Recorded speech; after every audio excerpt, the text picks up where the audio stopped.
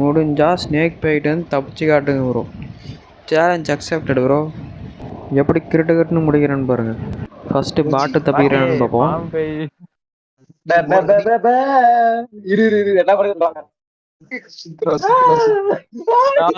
தப்பிக்கிறதா பாட்டு மாதிரி மாட்டிக்கிட்டான். இப்போ அடுத்து நான் தப்பிக்கிறேன் பாருங்க எப்படி. என்னாட்டு இருக்குன்னா பார்த்தா பேயை பார்த்து இருந்தால் சுற்றிக்கிட்டே இருக்கணும். சுற்றிக்கிட்டே இருக்கணும் பார்த்தா பேய் பிடிக்காது. எவ்வளோனா சுற்றிக்கிட்டு இருந்தாலும் நம்ம தப்பிச்சிட்டே இருக்கலாம். கொஞ்சம் மிஷம்லாம் பார்த்தா பாம்பு கொத்திரும். அதனால் வந்து கரெக்டாக சுற்றணும். இதுக்கெல்லாம் திறமை வேணும். இல்லைனா பாட்டு மாதிரி மாட்டுவீங்க. ஃப்ரெண்டு பார்த்தானா நமக்கு இப்படி தான் தெரியும். பாட்டு கேட்டுன்னு சுற்றிட்டு இருக்கான். கடைசியில் தான் தெரியும் என்ன பண்ணான்னு. இப்படி சுற்றிக்கிட்டே இருக்க வேண்டியதானே. அப்புறம் தப்பிக்க முடியாதான்னு கேட்டிங்கன்னா தப்பிக்கலாம்.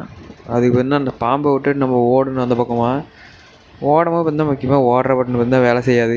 கொஞ்சம் தூரம் போனாலே பாம்பு போய் விட்டுரும். ஆனால் இதில் என்னென்னா துரத்திக்கிட்டே இருக்குது கடைசி வரைக்கும். அப்போ தப்பிக்கவே முடியாதான்னு கேட்டிங்கன்னா தப்பிக்கலாம். ஃப்ரீ ஃபயர் விளாண்டிங்கன்னா ஈஸியாக தப்பிச்சிடலாம். அதாவது ஃப்ரீ ஃபயர் பிளேயராக இருந்தீங்கன்னா ஈஸியாக தப்பிச்சிடலாம். நேராக அந்த சந்துக்குள்ளே போயிட்டீங்கன்னா பேய் விட்டுரும். என்ன மாதிரி செவத்தில் முட்டுன்னா மாட்டிப்பீங்க. லாஸ்ட்டாக பாட்டு போயிட்டு வந்து தப்பிச்சானா இல்லைன்னு தான் பார்த்துடலாம். லூப் மாதிரி மாட்டிக்கிட்டான்.